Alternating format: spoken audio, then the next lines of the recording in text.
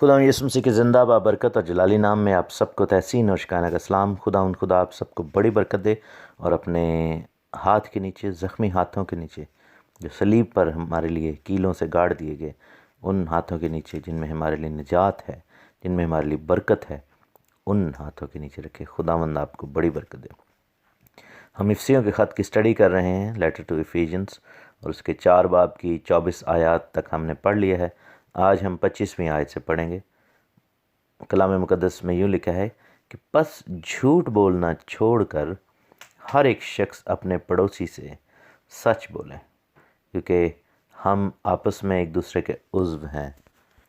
सो खुदावंद का बंदा पौलुस रसूल यहाँ पर सबसे पहले जो यहाँ पर कह लें कि एक मशवरे दिए जा रहे हैं कलीसिया को और नसीहत की जा रही है।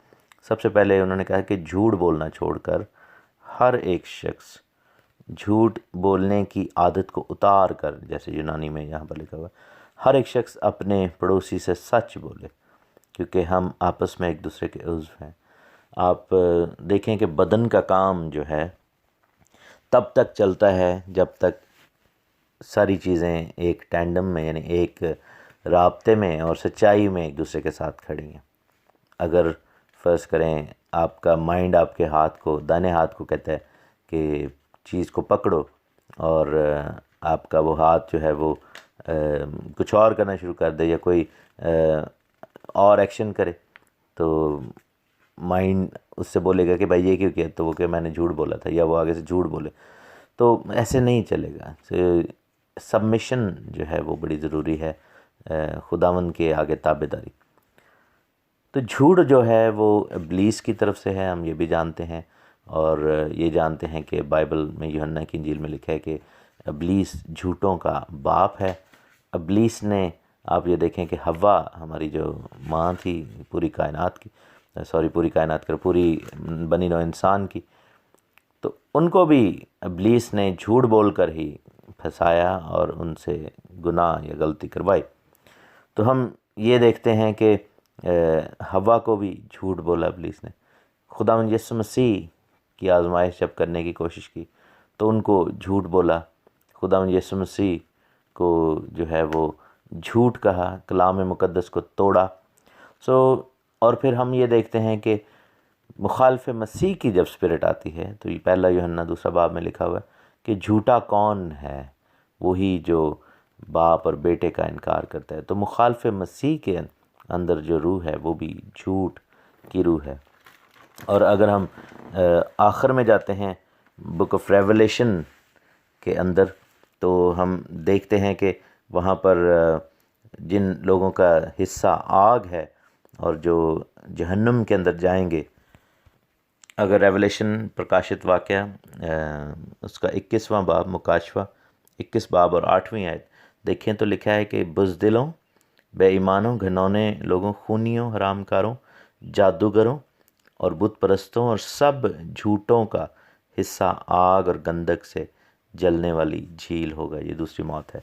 और फिर आगे जब जाते हैं चैप्टर 22 में और उसकी हम वर्स 15 में जाते हैं, तो लिखा है कि कुत्ते और जादूगर और हरामकार, खूनी और बुत परस्त और झूठी बात का हर एक पसंद करने वाला और घड़ने वाला बाहर रहेगा।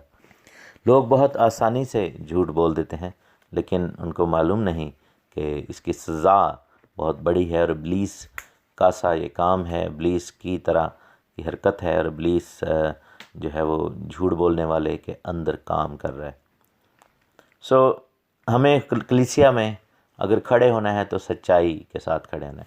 और सच्चाई के बारे में हम ये जानते हैं कि यीशु मसीह के बारे में कलाम मुक़द्दस कहता है कि वो सच्चाई है। यीशु ने कहा कि राह, हक और ज़िंदगी में हूँ। हक मीन्स सच्चाई, आई एम द ट्रूथ।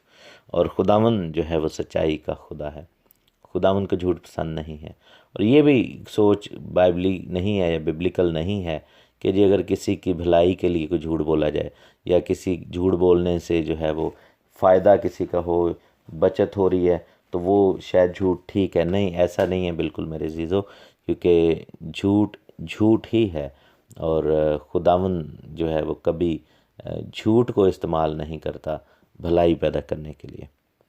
झूठ नहीं बोलना, सच्चाई बोलनी है। और लिखा है कि हर एक शख्स अपने पड़ोसी से सच बोले, क्योंकि हम आपस में एक दूसरे के उज़्व हैं, हम एक दूसरे के लिए एक दूसरे पर डिपेंडेंट हैं। और बॉडी की खूबसूरती यही है कि हर एक ऑर्गन जो है, हर एक उज़्व जो है वो दूसरे पर डिपेंडेंट है। अगर आपने एक हाथ से चीज़ पकड़ी तो आपको उसको थामे रहने के लिए दूसरे हाथ की ज़रूरत है। अगर एक पाँव जो है वो आपको चलने में मदद करता है तो वो बग़ैर दूसरे पाँव के आगे नहीं बढ़ेगा।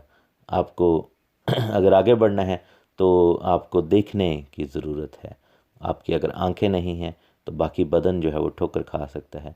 तो आँखों की ज़रूरत है, और आपको सुनने की ज़रूरत है, आपको बाकी जो हवास हैं उनकी भी ज़रूरत है, आपको खाने पीने की ज़रूरत है। आपके बॉडी का एक एक हिस्सा जो है वो बेमैनी नहीं है, बल्कि उसका एक मीनिंग है, उसका एक फंक्शन है, उसका एक रोल है, और उस को आपने रिकग्नाइज़ करना है।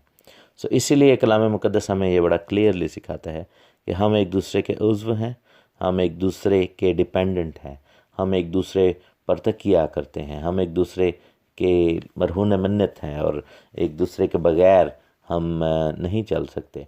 और इसीलिए यूनिटी का कलीसिया में आना बहुत ज़रूरी है। इसलिए हम सबको एक दूसरे की अहमियत को समझने की ज़रूरत है। कोई भी कलीसिया में ये नहीं खड़ा हो के कह सकता कि मेरी वजह से ये सब कुछ चलता है, या अगर मैं ना होता तो ये काम ना चलता, क्योंकि ये है कि मैंने ये काम शुरू किया या मैंने ये पौधा लगाया। नहीं, हम में से कोई भी ये ना कहे, क्योंकि हम सब कलीसिया का हिस्सा है, और कलीसिया सबसे ऊपर है, खुदावंद का बदन है हम। और हमें ये कहना चाहिए कि अगर हम मिलकर ये रवैया ना रखते हैं, हम मिलकर ये काम ना करते, तो शायद हम कामयाब ना होते। लेकिन हर एक शख्स ने अपना अपना हिस्सा डाला है। हर एक शख्स जो है कलीसिया की तरक्की के लिए अपना अपना हिस्सा डाले, और जो कलीसियाएँ तरक्की कर रही हैं वो ये ना समझें कि पादरी की वजह से या किसी एक एल्डर की वजह से या किसी एक शख्स की वजह से जो है ये जो है वो काम बढ़ रहा है, बल्कि वो ये जानें कि हम में से हर एक जो है वो उस कलीसिया का एक वैल्यूएबल मेंबर है, और उसकी इनपुट इतनी ही ज़रूरी है जितनी बाकी सब की। आप ये देखें कि अगर जो ले मेंबर्स ना हों तो पास्टर एल्डर किसको कलाम सुनाए? अपने आप को ही सुनाते जाएं। और अगर पास्टर एल्डर ना हो तो ले मेंबर्स जो हैं वो किससे जाकर सीखें? और अगर खिदमत गुजार ना हो कलीसिया में तो काम आगे कैसे बढ़े? अगर वर्शिपर्स ना हो तो कलीसिया के अंदर वर्शिप का माहौल कैसे आगे बने? तो हर एक चीज़ को हमने देखना है, और यही चीज़ पौलुस रसूल हमें बताते हैं कि कलीसिया के अंदर रहकर हमें इस अहमियत को जो है अपने सामने लेकर आना है कि भाई ये जो काम है ये काम खुदावंद का है और हम सब का है। इसीलिए सच बोलना बड़ा ज़रूरी है। और जहाँ कहीं झूठ आ जाएगा, जहाँ कहीं गलत बात आ जाएगी, जहाँ कहीं झूठी बात बीच में एंटर होगी, वहाँ वहाँ जो है वो प्रॉब्लम क्रिएट होगी, और फिर कलीसिया के अंदर बदमज़गियाँ पैदा होती हैं। कलीसिया के अंदर जो है वो नाचाकियाँ, दरारें पैदा हो जाती हैं। कलीसिया के अंदर लड़ाइयाँ और झगड़े पैदा होते हैं। कलीसियाएँ टूटती इस वजह से हैं कि कोई शख्स जाकर झूठ बोलता है बाकियों के साथ, और ऐसा नहीं होना चाहिए। लिखा है कि गुस्सा तो करो मगर गुनाह ना करो, सूरज डूबने तक तुम्हारी खफगी ना रहे और इब्लीस को मौका ना दो। दूसरी जो इंस्ट्रक्शंस है, उस इंस्ट्रक्शंस में दूसरी जो इंस्ट्रक्शन है उसमें लिखा है कि गुस्सा तो करो लेकिन गुनाह ना करो।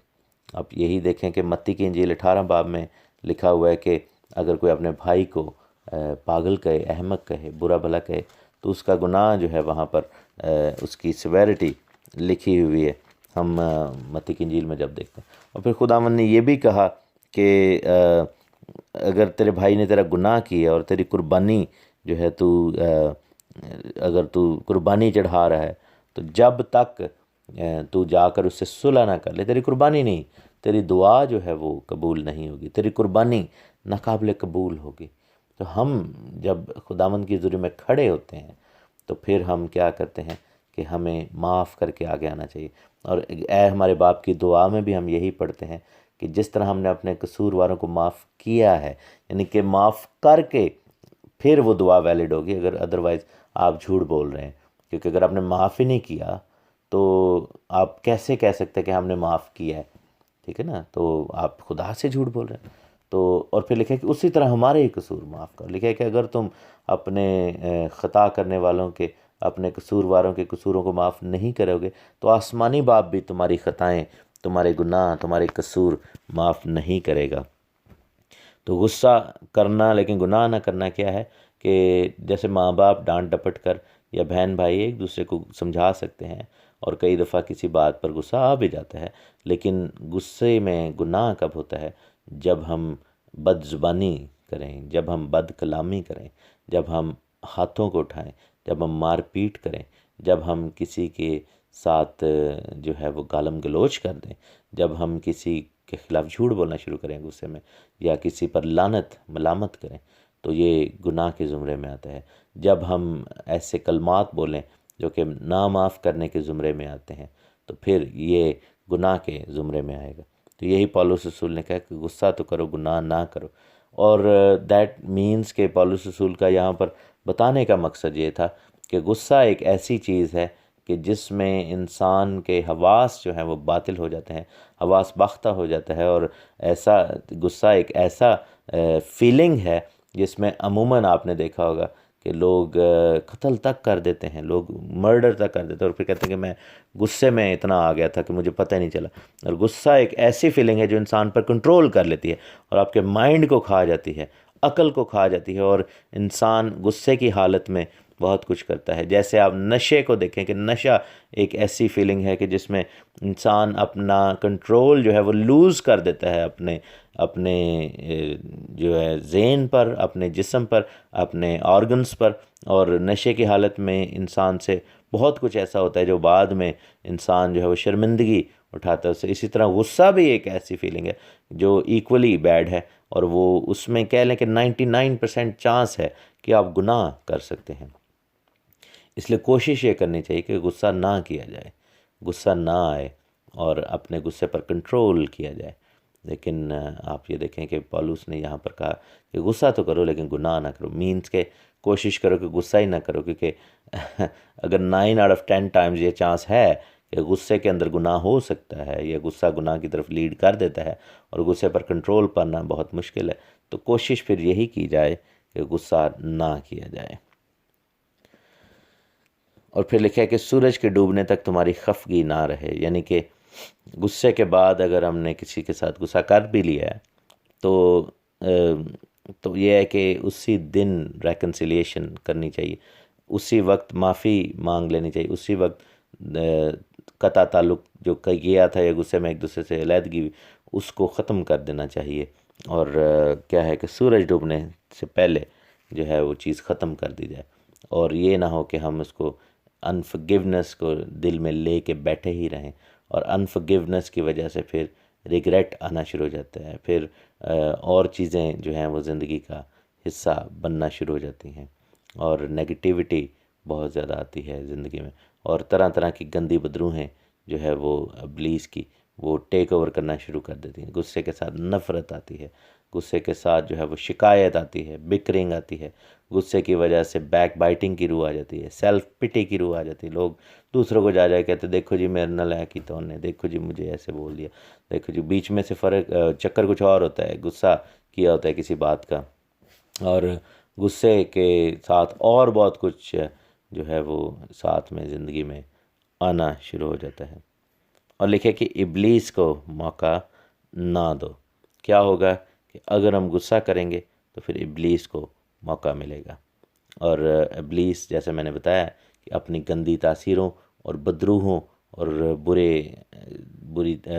बुरी उन एंटिटीज़ के साथ आपके ख़िलाफ़ खड़ा हो जाएगा, इब्लीस को वो फुटस्टूल मिल जाएगा। सो आज हमने ये सीखा कि झूठ नहीं बोलना और गुस्सा नहीं करना, गुनाह नहीं करना, सच्चाई में चलना है, और माफ़ी को बीच में आने की दावत देनी है। God bless you. आमीन।